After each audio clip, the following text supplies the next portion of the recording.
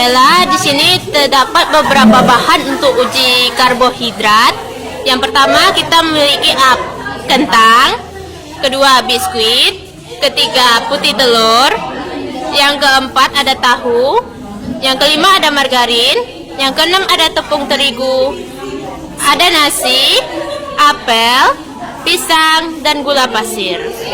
Dan inilah bentuknya sebelum ditetesi oleh betadin. Selanjutnya kita tetesi satu persatu bahan tersebut dengan kalium iodida, yaitu betadin. Yang pertama kita akan mentetesi kentang 2 atau 3 tetes ya. Nah, selanjutnya ada biskuit, kita tetesi. Dan selanjutnya ada putih telur, kita tetesi 2 sampai 3 tetes. Selanjutnya ada tahu. Selanjutnya margarin, tepung terigu, nasi, apel, pisang, dan yang terakhir adalah gula pasir. Nah, inilah bentuk ketika kita tetesi kalium iodida atau betadin. Nah, kita akan menunggunya selama 5-10 menit dan kita akan perhatikan apakah bahan-bahan makanan tersebut berubah warna atau tidak. Baik, setelah ditetesi oleh kalium iodida, beberapa makanan ini mengalami perubahan warna.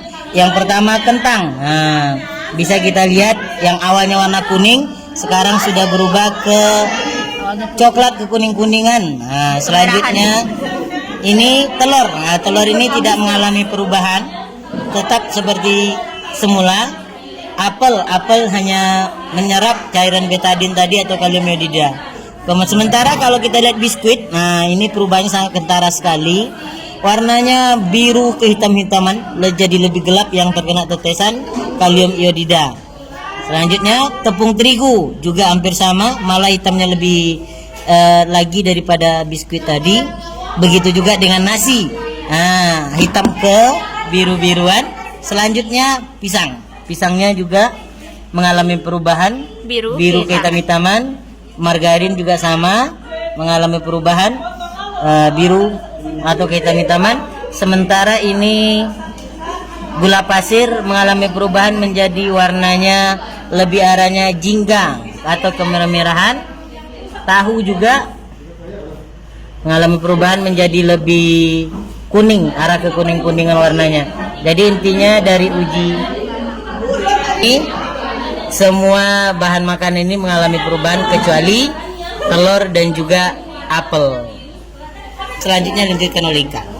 Bella, kesimpulannya dari beberapa makanan ini hanya putih telur, ya 3, putih telur, apel, sama tahu yang tidak mengandung karbohidrat. Kenapa? Karena tidak ada perubahan warna yang terjadi pada bahan makanan tersebut. Berarti putih telur, apel, sama tahu itu termasuk ke dalam protein. Sekian, terima kasih. Kita tetesi Tidak meninggalkan jejak atau bekas, artinya air ini bebas dari kandungan lemaknya. Goreng yang sering kita konsumsi setiap hari, coba perhatikan banyak lemak yang tersisa di kertas ya. Bahkan setelah 10 menit tulisan minyak gorengnya pun habis karena lemak yang terkandung di minyak goreng. Kemiri ini meninggalkan jejak. Kita lihat di tengah-tengah yang diolesi kemiri sama yang di pinggir-pinggir yang tidak, artinya mengandung lemak. Nah, ada jejak yang tertinggal di kemiri tersebut. Nah, selanjutnya margarin. Nah, sangat jelas sekali setelah margarin dilarutkan, meninggalkan jejak yang sangat luar biasa pada kertas yang telah ditentukan. Nah, lanjut.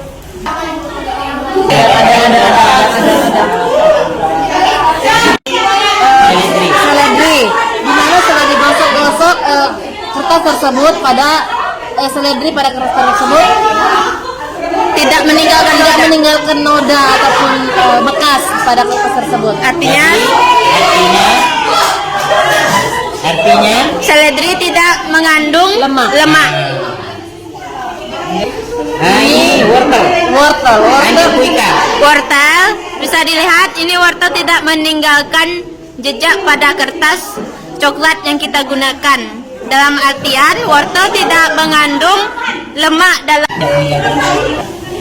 Nah, inilah hasil dari kertas yang dioleskan jagung. Tidak meninggalkan noda sama sekali. Dalam artian jagung bukanlah termasuk jenis zat yang memiliki lemak. Di sini bisa kita lihat singkong tidak meninggalkan noda sama sekali, yang artinya sama, singkong tidak mengandung zat lemak.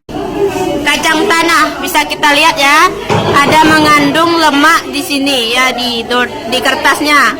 Dalam artian kacang tanah mengandung lemak ya. Bisa kita lihat ada nodanya. Pepaya tidak ada ya. Ini kan air ini.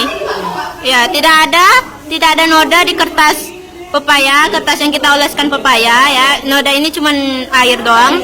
Dalam artian pepaya tidak mengandung zat lemak. Nah, selanjutnya adalah santan. Bisa kita lihat meninggalkan banyak noda, bahkan sampai netes juga. Bisa disimpulkan bahwa santan mengandung zat lemak yang terdapat dalam santan tersebut. Tidak mengandung lemak. Iya, betul. Susunya mengandung lemak dan meninggalkan noda pada kertas coklat yang kita gunakan.